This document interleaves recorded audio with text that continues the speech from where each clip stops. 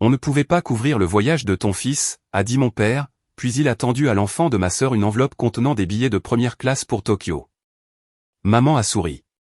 C'est une question de mérite. Je venais d'aider mon fils à faire son sac à dos et je suis sorti. Le lendemain, j'ai partagé une capture d'écran et à midi, la discussion familiale était en flammes. Je m'appelle Marcus.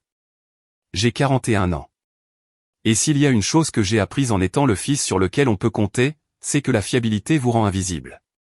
Depuis 15 ans, c'est moi qu'on appelle quand le paiement de l'hypothèque est insuffisant, celui qui envoie de l'argent quand la voiture de papa a besoin d'une nouvelle transmission, le compte silencieux qui a maintenu l'électricité allumée quand les factures médicales de maman se sont accumulées après son opération il y a 3 ans. Je n'en ai jamais fait tout un plat. Je n'ai jamais demandé à être reconnu. C'est ce qu'on fait pour la famille, non? Mon fils Tyler vient d'avoir 12 ans. C'est un garçon calme, le genre qui lit des livres sur le Japon et apprend des phrases de base sur des vidéos YouTube. Il économise son argent de poche dans un bocal depuis 2 ans parce qu'il voulait voir Tokyo un jour. Chaque semaine, il comptait ses billets et ses pièces froissées, ses yeux s'illuminant à mesure que le total augmentait. 347 $. Il était si fier de ce nombre. Ma sœur Nicole a toujours été différente.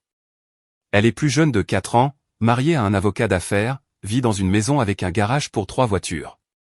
Son fils Brandon a 14 ans. Un gentil garçon, mais il a tout eu depuis sa naissance, école privée, colonie de vacances en Europe, une chambre plus grande que tout mon appartement. Maman et papa ont toujours parlé de Brandon comme s'il était destiné à la grandeur. Tyler était juste Tyler, présent mais banal à leurs yeux. Je travaille comme chef de projet informatique pour une entreprise de logistique, un salaire correct, suffisant pour subvenir aux besoins de ma petite famille, et apparemment subventionner le mode de vie de mes parents sans même qu'ils le sachent. Ma femme est partie quand Tyler avait 6 ans. Elle a dit que j'étais trop concentré sur tout le monde, jamais présent pour elle. Peut-être avait-elle raison. Après le divorce, il n'y avait plus que moi et Tyler. On s'en est sorti. Papa m'a appelé il y a 3 mois. Sa voix avait ce ton désinvolte, celui qu'il utilisait quand il était sur le point de demander de l'argent mais qu'il voulait faire comme si ce n'était pas grave. Il a dit que les impôts fonciers étaient dus et qu'il manquait environ 2000 $. J'ai fait le virement le jour même. 2 semaines plus tard, maman avait besoin de faire réparer sa voiture, encore 800 $. Puis il y a eu le nouveau réfrigérateur, la consultation pour la réparation du toit, les soins dentaires d'urgence. Je tenais un tableur, non pas parce que je m'attendais à être remboursé, mais parce que j'avais besoin de suivre mes propres finances. Rien que l'année dernière, je leur avais envoyé plus de 34 000 $. Ils n'ont jamais demandé où je l'avais trouvé. Ils l'ont juste pris. Tyler est rentré de l'école mardi dernier avec un prospectus concernant un voyage scolaire au Japon, programme d'échange culturel, 2 semaines pendant les vacances d'été, éducatif, supervisé, sûr. Le coût était de 3 000 $. Il tenait ce papier comme s'il était fait d'or. Il a demandé si peut-être, juste peut-être, on pouvait y arriver. J'ai regardé mon compte bancaire ce soir-là. Après le loyer, après l'épicerie, après mes propres factures, et l'argent que je venais d'envoyer à mes parents pour leur dîner d'anniversaire dans un restaurant de grillade cher, j'avais environ 1800 $ d'économie. Je pouvais y arriver. Je prendrais des projets indépendants supplémentaires, je réduirais tout, je mangerais moins cher. Pour Tyler, je trouverais une solution. Je lui ai dit oui. La façon dont son visage s'est illuminé, cela valait tous les sacrifices que j'avais jamais faits. Le dîner du dimanche chez mes parents était une tradition. Toutes les 2 semaines, toute la famille se réunissait. Maman cuisinait un rôti de pot-au-feu, papa versait du vin, et nous faisions tous semblant d'être une famille normale et heureuse. Nicole arrivait toujours en retard, faisant une entrée remarquée. Brandon était généralement assis dans un coin sur son téléphone. Tyler et moi sommes arrivés à 17h30. La maison sentait l'ail et le romarin. Maman m'a brièvement serré dans ses bras, puis a immédiatement tourné son attention vers Brandon, lui demandant ses notes, son équipe de soccer, ses cours de préparation à l'université. Il avait 14 ans et il planifiait déjà son avenir dans une Ivy League. Tyler était assis à table, silencieux comme toujours. Il avait apporté un livre sur l'architecture japonaise. Personne ne lui a posé de questions à ce sujet. Nicole est arrivée 20 minutes plus tard avec son mari, Derek. Elle parlait fort de leurs prochaines vacances aux Bahamas, leur 3e voyage international cette année. Maman et papa écoutaient avec des sourires brillants et fiers. Je suis resté silencieux, buvant de l'eau, attendant que le dîner soit terminé. Puis papa s'est éclairci la gorge.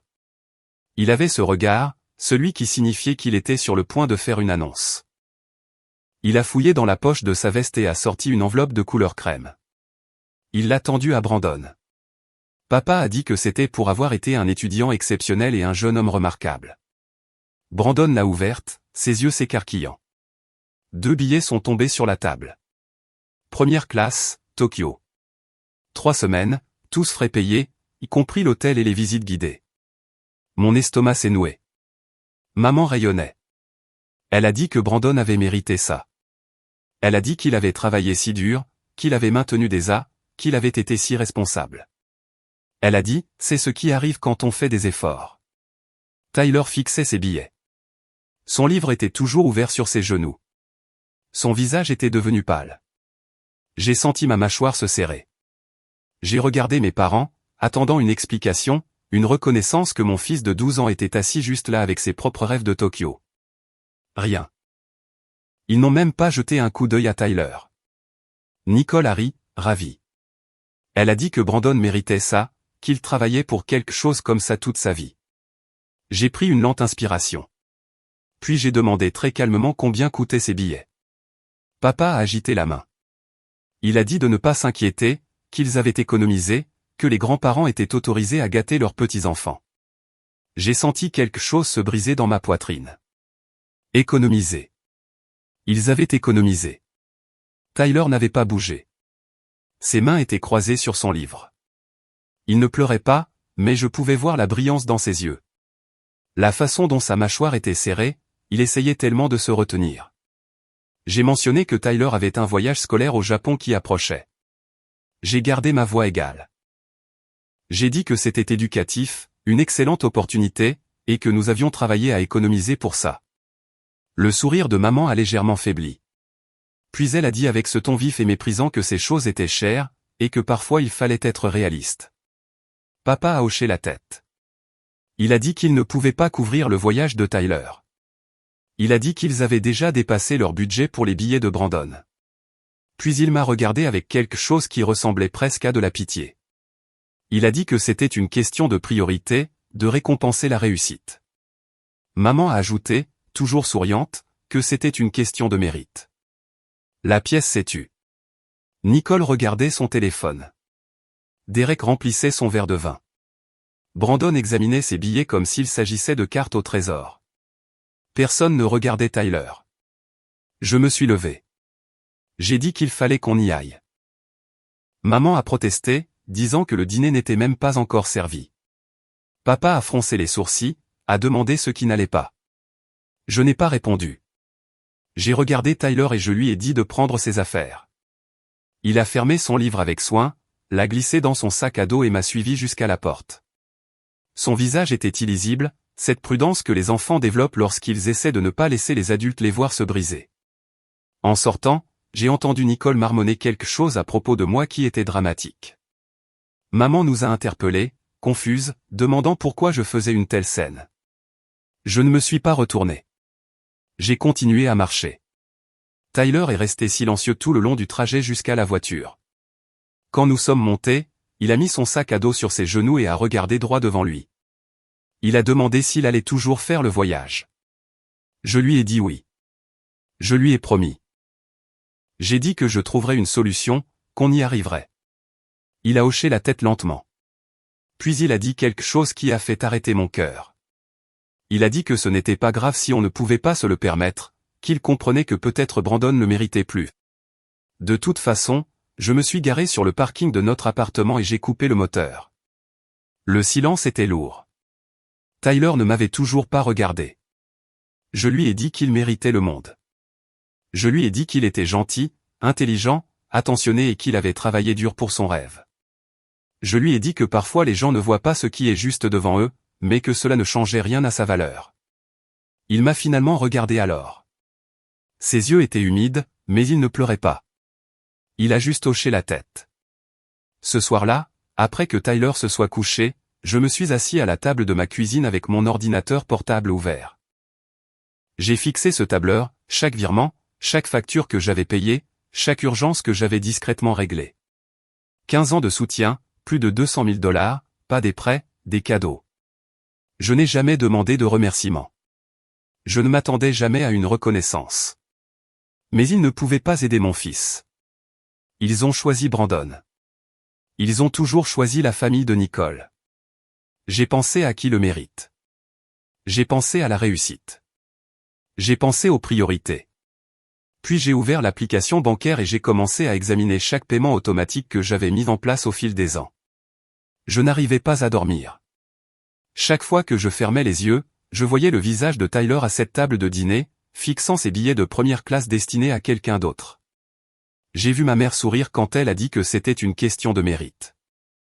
J'ai entendu le ton méprisant de mon père quand il a balayé du revers de la main le rêve de mon fils. À 2 heures du matin, je me suis levé et j'ai fait du café. L'appartement était sombre et calme. La porte de Tyler était fermée. J'espérais qu'il dormait, mais j'en doutais. J'ai ouvert mon ordinateur portable et j'ai rouvert le tableur. 15 ans, 26 400 $. J'avais tout suivi, l'aide à l'hypothèque, les réparations de la voiture, les factures médicales, les impôts fonciers, les améliorations de la maison, les appareils électroménagers, les dépenses d'urgence, chaque virement unique étiqueté et daté. Mais il n'y avait pas que l'argent. Ce n'était pas ce qui faisait mal. C'était l'invisibilité, l'hypothèse que je serais toujours là, toujours prêt à aider, sans jamais rien attendre en retour. J'étais devenu leur filet de sécurité, leur plan de secours, leur bienfaiteur secret. Et ils ne le savaient même pas. Ou peut-être qu'ils ne voulaient pas le savoir. Peut-être était-il plus facile de croire qu'ils se débrouillaient seuls, que leur retraite confortable était quelque chose qu'ils avaient mérité grâce à une bonne planification. Pendant ce temps, Tyler économisait des pièces dans un bocal. J'ai ouvert le portail en ligne de ma banque et j'ai commencé à naviguer dans la section des paiements automatiques. Il y avait 11 virements actifs mis en place vers mes parents, mensuels, trimestriels, annuels. Certains d'entre eux fonctionnaient depuis des années, la subvention hypothécaire, 400 $ par mois, le forfait de service public, 150 $, le dépôt fiduciaire pour les impôts fonciers, 600 $ par trimestre, les primes d'assurance vie que j'avais prises en charge quand papa s'était plaint du coût, l'assurance automobile pour les 2 véhicules, les services de diffusion en continu, le forfait téléphonique, le service d'entretien de la cour, le service d'entretien ménager. Qu'ils avaient commencé il y a 2 ans. Des fils invisibles qui maintiennent leur vie ensemble. J'ai fixé cette liste pendant longtemps. Puis j'ai ouvert un nouveau document et j'ai commencé à taper, pas une explication, pas une justification, juste un enregistrement, une ventilation simple et claire de chaque paiement, chaque date, chaque montant, un miroir leur montrant exactement ce qu'ils étaient trop à l'aise pour voir. Quand j'ai terminé, il était presque 4 heures du matin.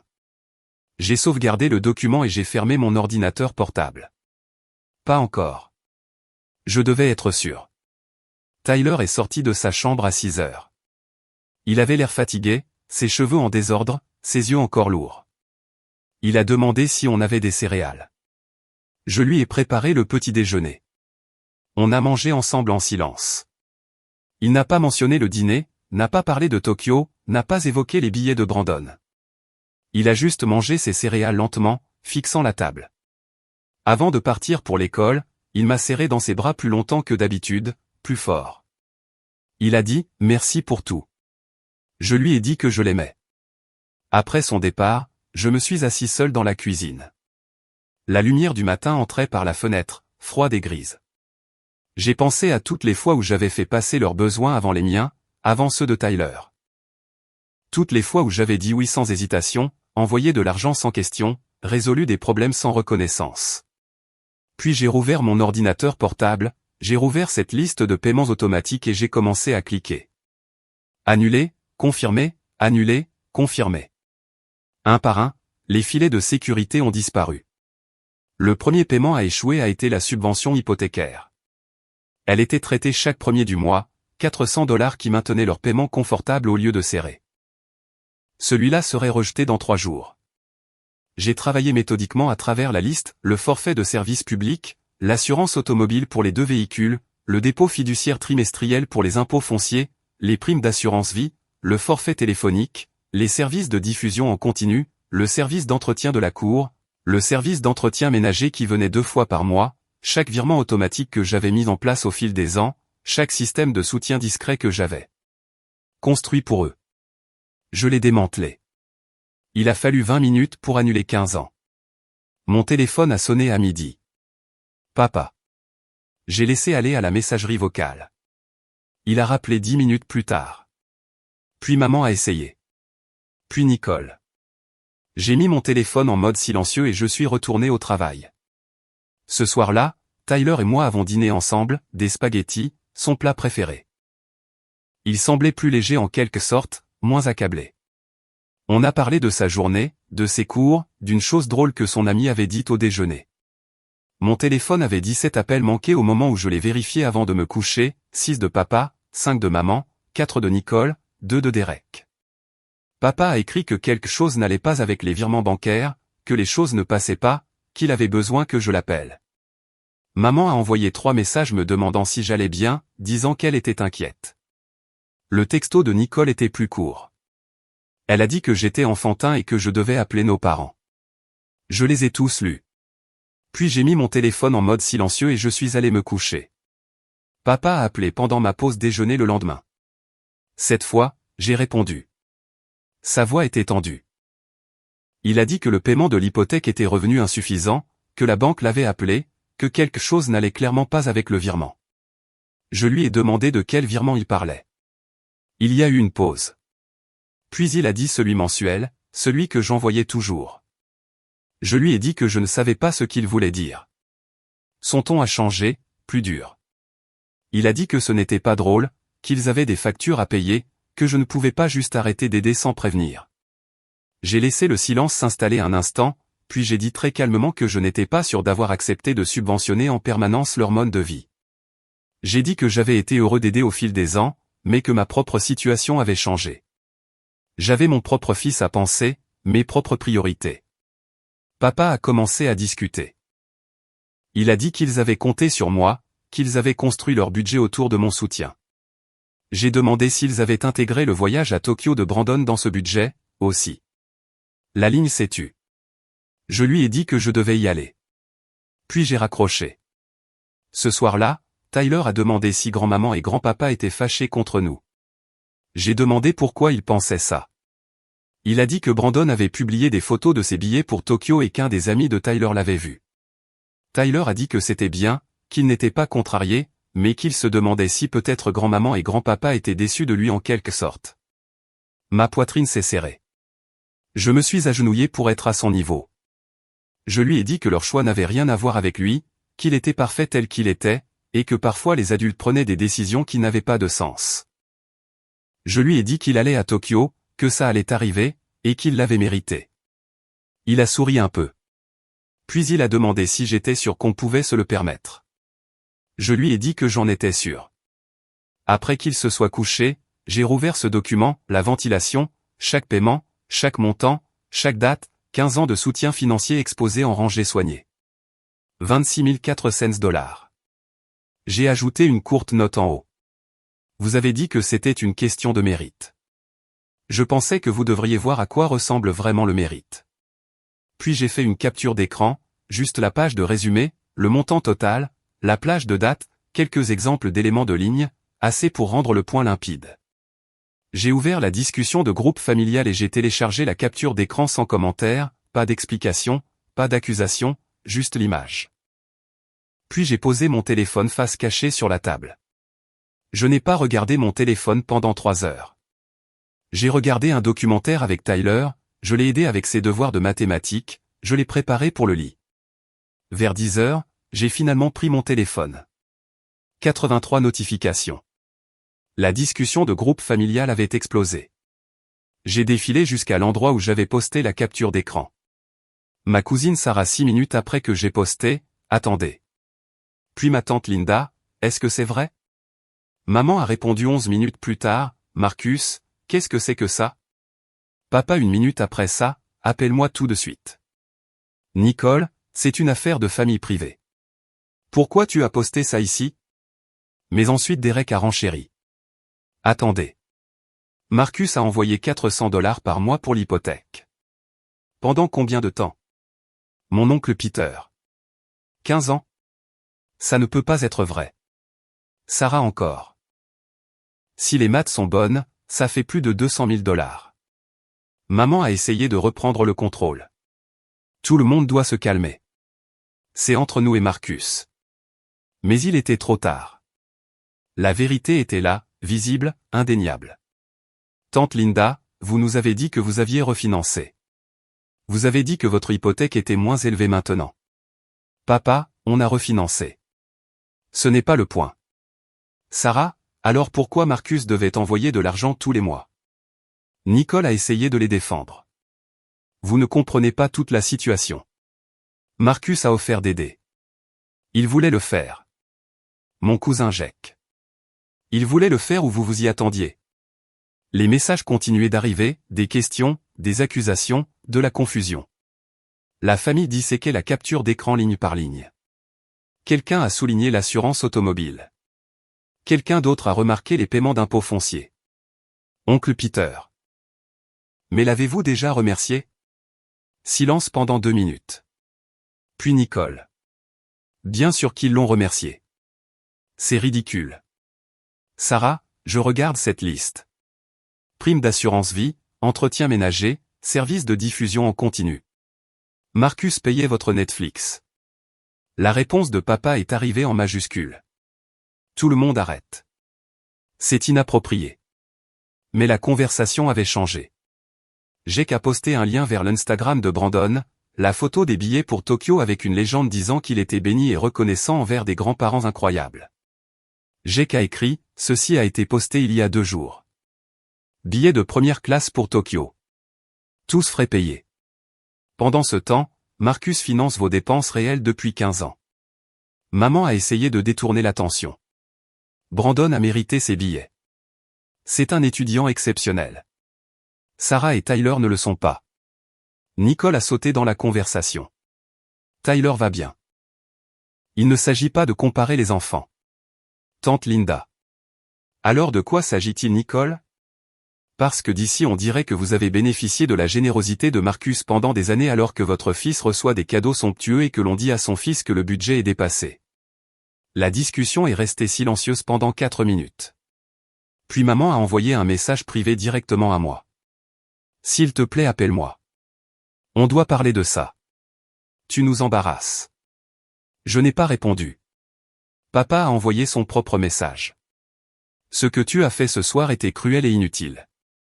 Tu as monté toute la famille contre nous. Toujours, je n'ai pas répondu. Sarah m'a envoyé un message privé. Je ne connais pas toute l'histoire, Marcus, mais je te connais.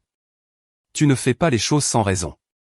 Quoi qu'il se soit passé, je suis désolé qu'il t'ait tenu pour acquis. J'ai tapé un simple merci en retour. Puis j'ai éteint mon téléphone et je suis allé me coucher. Jeudi matin, j'ai déposé Tyler à l'école et je suis allé dans un café. J'avais besoin d'espace pour réfléchir.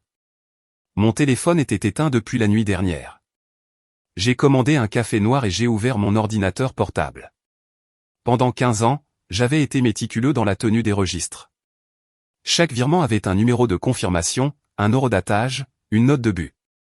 J'avais conservé des captures d'écran des conversations où mes parents demandaient de l'aide. J'avais sauvegardé des courriels concernant les urgences, des messages textes concernant les paiements insuffisants. Je n'ai jamais pensé que j'aurais besoin de ces preuves. Je les ai juste gardées parce que c'est qui j'étais, organisé, minutieux. J'ai créé un nouveau document, une chronologie. Commençant il y a 15 ans, lorsque papa a appelé pour la première fois pour avoir besoin d'aide avec une réparation de toit, 3 000 $, il a dit que c'était temporaire, juste jusqu'à ce qu'il se remette sur pied. J'ai envoyé l'argent le jour même. Puis ce fut la transmission de la voiture, puis les impôts fonciers, puis le remplacement de la fournaise. Chaque fois, ils ont dit que c'était temporaire. Chaque fois, j'ai dit oui. À la 3e année, les demandes étaient devenues routinières, attendues. À la 5e année, j'avais mis en place des virements automatiques juste pour faciliter les choses. J'ai ajouté une 2e section, les événements marquants de la vie, la naissance de Tyler, mon divorce, l'année où j'ai eu une pneumonie et j'ai manqué 3 semaines de travail, la fois où Tyler s'est cassé le bras, l'année où ma voiture est morte et j'ai dû contracter un prêt pour la remplacer. Tout au long de tout cela, les paiements à mes parents ne se sont jamais arrêtés. Une troisième section, le contraste, le mariage de Nicole, 70 000 $ payés par mes parents, les frais de scolarité de l'école privée de Brandon couverts comme cadeau, les vacances de luxe se produisant toujours juste après que je leur ai envoyé une grosse somme. La quatrième section était douloureuse à écrire, les étapes de Tyler, ces anniversaires où mes parents sont arrivés en retard ou pas du tout, ces pièces de théâtre à l'école où ils avaient des conflits d'horaires, ces jeux de petite ligue où les gradins étaient vides sauf pour moi. Les fois où Tyler a demandé pourquoi grand-maman et grand-papa ne nous rendaient pas visite comme ils rendaient visite à Brandon. À midi, j'avais un document complet, 40 pages. Chaque paiement détaillé, chaque conversation référencée, chaque disparité mise en évidence. Je l'ai sauvegardé. Le coup d'être fiable. Puis j'ai allumé mon téléphone. 162 notifications. La discussion de groupe familial avait continué toute la nuit. Tante Linda et oncle Peter posaient des questions pointues auxquelles mes parents ne pouvaient pas répondre. Sarah et Jake démontaient la logique financière. Nicole était sur la défensive. Mes parents se débattaient. Maman avait posté à 6h47. Marcus n'était jamais obligé de nous aider. Il a offert librement. Nous sommes reconnaissants de son soutien. On exagère les choses. La réponse de tante Linda 2 minutes plus tard, alors pourquoi n'as-tu pas pu aider son fils? Si tu avais assez pour des billets de première classe pour Tokyo pour Brandon, tu avais assez pour aider Tyler. Pas de réponse de maman. Oncle Peter, il a posté une capture d'écran. Richard, une seule, et elle montrait 15 ans de soutien financier dont aucun de nous n'était au courant. Brandon avait posté à 8h03, je ne savais rien de tout ça. Je suis désolé si mes billets causent des problèmes. J'ai envoyé un message privé à Brandon, Brandon, tu n'as rien fait de mal. Profite de ton voyage.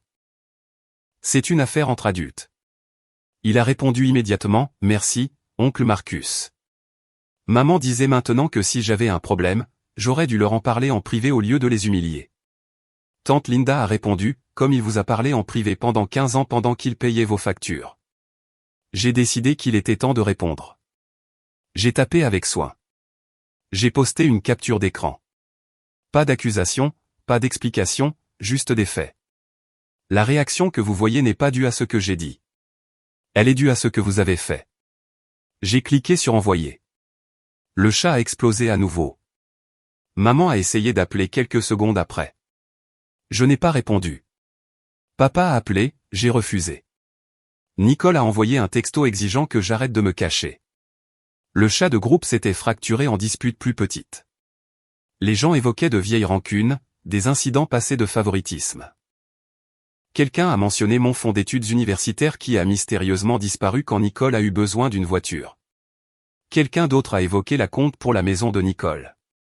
Vers 14h, mon téléphone a sonné avec un numéro inconnu, papa appelant depuis le téléphone d'un voisin. Sa voix était différente, plus petite, fatiguée. Il a dit qu'ils avaient besoin de parler. Il a dit que c'était allé trop loin. Je lui ai dit que je travaillais. Il a dit que c'était important. Il a dit que maman était bouleversée. Il a dit que toute la famille était en train de s'effondrer et que c'était de ma faute. Ma faute. Même maintenant, c'était de ma faute. Je lui ai demandé s'il savait à quel point Tyler voulait aller à Tokyo. Silence.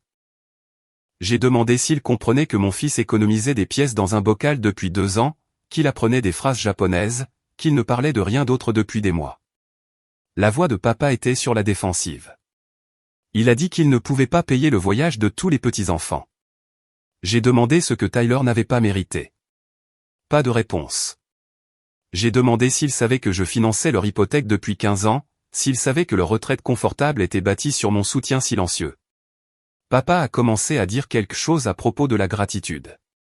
Je l'ai arrêté. J'ai dit, j'ai offert parce que je les aime, parce que je pensais que la famille prenait soin les uns des autres. J'ai dit que je ne m'attendais jamais à des éloges, mais je m'attendais à une équité fondamentale, à une reconnaissance fondamentale que mon fils comptait autant que ceux de Nicole. La voix de papa s'est brisée. Il a dit qu'ils aimaient les 2 petits-enfants de la même manière. Je lui ai dit que l'amour n'est pas une question de ce qu'on dit, c'est une question de ce qu'on fait. La ligne s'est tue. Puis papa a dit très doucement qu'ils avaient peut-être fait des erreurs, qu'il n'avait peut-être pas réalisé à quoi ressemblaient les choses. Il a dit qu'il voulait réparer ça. J'ai demandé comment. Il n'avait pas de réponse. Je lui ai dit que les paiements automatiques étaient annulés, tous, qu'à partir de maintenant, ils devraient prévoir leur budget pour leurs dépenses réelles, que j'en avais fini d'être leur filet de sécurité invisible. Ma priorité maintenant était mon fils. Papa a essayé de discuter, a commencé à dire qu'il ne pourrait pas s'en sortir sans mon aide. J'ai raccroché. À l'école de Tyler, je l'ai regardé sortir en parlant à un ami, souriant. Quand il a vu ma voiture, il a fait signe de la main et a trotté. Il est monté et a immédiatement commencé à me raconter son cours de gym. J'ai écouté, étant présent. C'était ça qui comptait, pas le drame familial, pas la panique de mes parents. Ça, mon fils, sa joie. À la maison, Tyler a fait ses devoirs pendant que je préparais le dîner, poulet sauté. Pendant que je cuisinais, mon téléphone vibrait constamment. Je l'ai ignoré. Après le dîner, Tyler a demandé si nous pouvions regarder à nouveau l'itinéraire du voyage au Japon. Nous l'avons parcouru ensemble. Ses yeux étaient brillants. Il a demandé si j'étais vraiment sûr que nous pouvions nous le permettre. Je lui ai dit que j'avais déjà payé la compte. Le voyage avait lieu, confirmé. Il m'a serré si fort que j'ai eu du mal à respirer. Ce soir-là, j'ai ouvert le document complet, la chronologie, les reçus, le schéma, 40 pages. J'ai écrit une brève note de couverture, pendant 15 ans, je vous ai soutenu sans poser de questions. Je n'ai jamais demandé de reconnaissance. Mais je m'attendais à ce que, lorsque mon fils aurait besoin de quelque chose, vous le traitiez avec la même générosité que vous avez montrée à la famille de Nicole. Vous ne l'avez pas fait. Vous avez choisi de l'humilier à la place. Ce choix m'a montré quelque chose que j'étais trop loyal pour voir. Je n'ai jamais été votre fils. J'étais votre ressource. Eh bien, la ressource est épuisée. Vous êtes seul maintenant. J'ai joint le document et j'ai ouvert mon email. J'ai ajouté mes parents, Nicole, Derek, tante Linda, oncle Peter, Sarah et Jake. Mon doigt a plané au-dessus de l'envoi. Ce serait une exposition finale et complète. J'ai pensé à Tyler, à son bocal de pièces de monnaie, à sa déception silencieuse, à lui demandant s'il avait mérité assez pour compter. J'ai cliqué sur envoyer. Puis j'ai fermé mon ordinateur portable, éteint mon téléphone et suis allé me coucher. J'ai pris un jour de congé le vendredi, jour personnel. Tyler est allé à l'école et je suis rentré à la maison et j'ai fait du café. Mon téléphone est resté éteint. Vers 10 heures, on a frappé à ma porte, lourdement, avec insistance, « Papa ». J'ai ouvert la porte mais ne l'ai pas invité à entrer. Il avait l'air terrible, non rasé, épuisé, plus âgé. Ses yeux étaient rouges. Il a demandé si nous pouvions parler. Je suis sorti et j'ai fermé la porte. Nous nous sommes tenus dans le couloir. Papa a commencé en disant qu'il avait lu le document, les 40 pages. Il a dit que maman l'avait lu aussi. Ils étaient restés éveillés toute la nuit. J'ai attendu.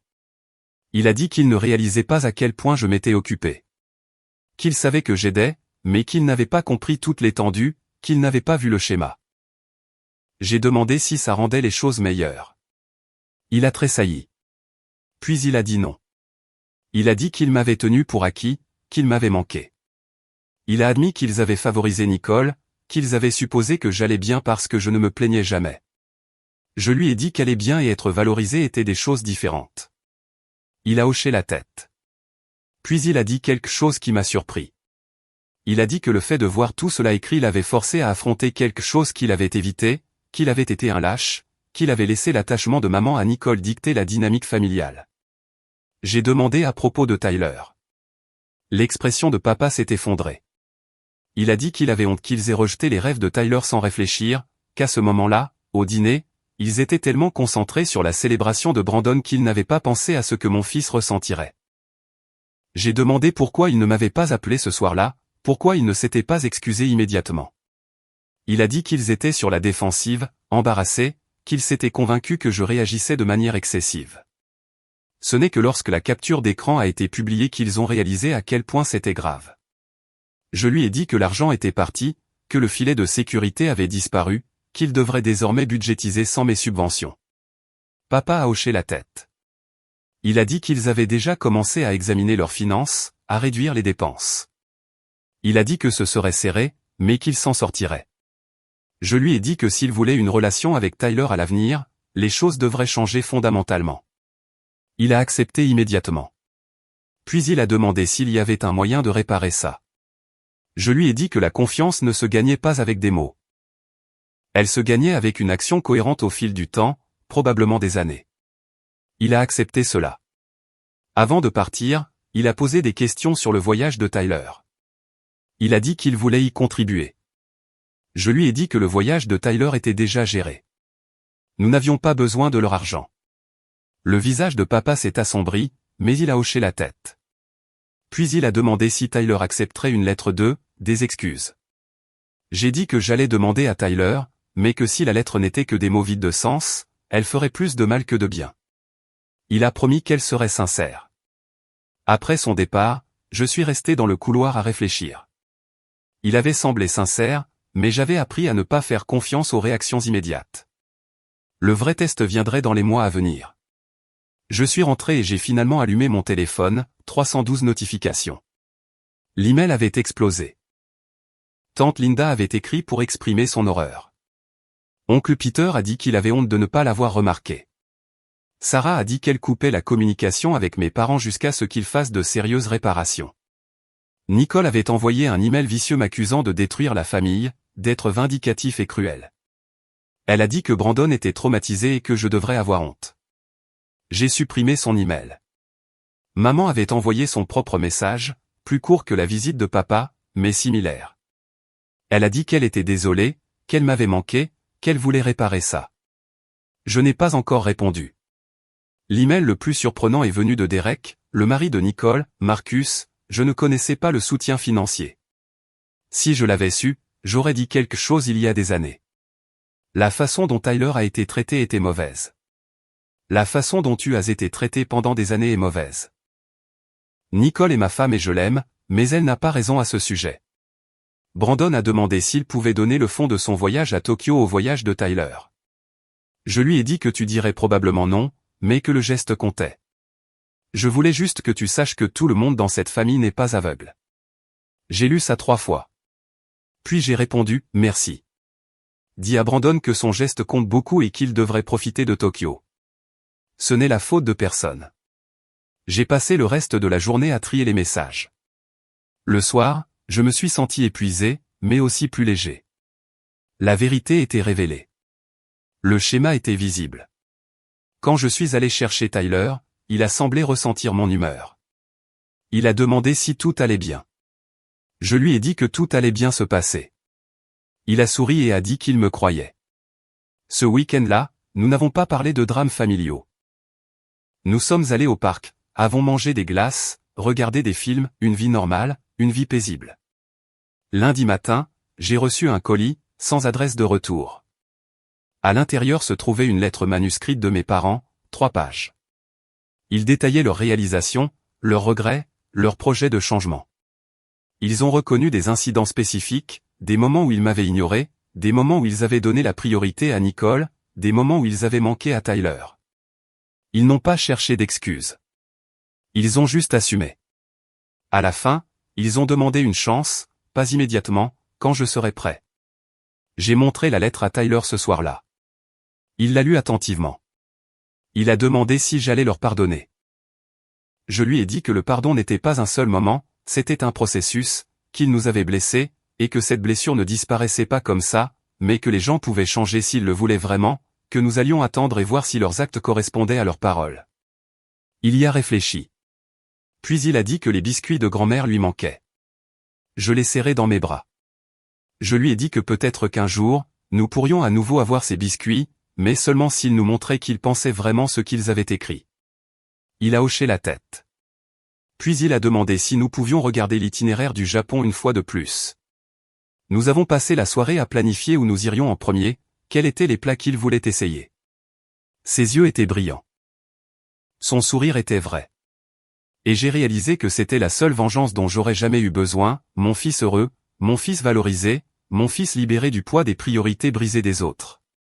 3 mois plus tard, Tyler et moi sommes montés à bord d'un avion pour Tokyo, en classe économique mais ensemble. Nous avons passé 2 semaines à explorer des temples, à manger de la nourriture de rue, à prendre des trains à grande vitesse, à rire de ses tentatives de parler japonais. Nous avons pris 1 millier de photos. Nous avons créé des souvenirs qui dureraient éternellement. Quand nous sommes revenus, il y avait une autre lettre de mes parents, et une autre. Elle continuait d'arriver, une toutes les 2 semaines, des mises à jour sur leur vie, des questions sur la nôtre. Ils ont réduit leur train de vie, réduit les dépenses inutiles, ont commencé à faire du bénévolat. Ils ont inclus des photos d'eux à l'âge de Tyler, des morceaux de leur histoire qu'ils voulaient partager. Ils essayaient, constamment. 6 mois après l'explosion, j'ai accepté de les rencontrer pour prendre un café, juste moi, pas encore Tyler. Nous nous sommes assis dans un café tranquille et avons parlé pendant 2 heures. Ils n'ont pas cherché d'excuses. Ils ont écouté quand j'ai expliqué comment leur choix m'avait affecté, comment je m'étais senti invisible pendant des années. Maman a pleuré. Papa lui a tenu la main. Ils ont dit qu'ils étaient reconnaissants que je leur donne cette chance. Je leur ai dit qu'ils n'avaient pas encore regagné la confiance, mais qu'ils avaient gagné la possibilité d'essayer. 1 an plus tard, Tyler est venu avec moi chez eux pour la fête de l'Action de grâce, petit, maladroit au début, mais ils avaient fait son dessert préféré. Ils lui ont posé des questions sur le Japon, ont vraiment écouté, ont regardé ses photos avec un intérêt sincère. Quand nous sommes partis, maman l'a serré fort dans ses bras et lui a chuchoté des excuses. Tyler lui a rendu son étreinte. Dans la voiture, il a demandé si grand-mère et grand-père étaient différents maintenant. Je lui ai dit que les gens peuvent changer quand ils font face à la vérité, que cela demande du courage et du travail, mais c'est possible. Il a souri et a dit qu'il était content qu'ils essaient. Moi aussi. Le chat familial a fini par se calmer. Nicole et moi nous parlions à peine, et ça me convenait parfaitement. Certaines relations ne valent pas la peine d'être sauvées, mais d'autres, construites sur un véritable amour et un respect mutuel, peuvent être reconstruites lentement, avec des efforts, avec une responsabilisation. Je n'ai plus jamais envoyé d'argent à mes parents, je n'ai jamais repris les paiements. Ils se sont débrouillés. Ils se sont adaptés. Ils ont appris à vivre selon leurs moyens réels. Et j'ai appris quelque chose aussi, qu'être fiable ne signifie pas être invisible, qu'aimer quelqu'un ne signifie pas s'effacer, que la famille ne vaut la peine d'être défendue que lorsque le combat est mutuel. Tyler a 14 ans maintenant. Il parle encore de Tokyo, d'y retourner un jour. Nous économisons pour cela ensemble. Partenariat, égalité, respect. Voilà à quoi devrait ressembler une famille. Et il a fallu une seule capture d'écran pour enfin faire comprendre la mienne.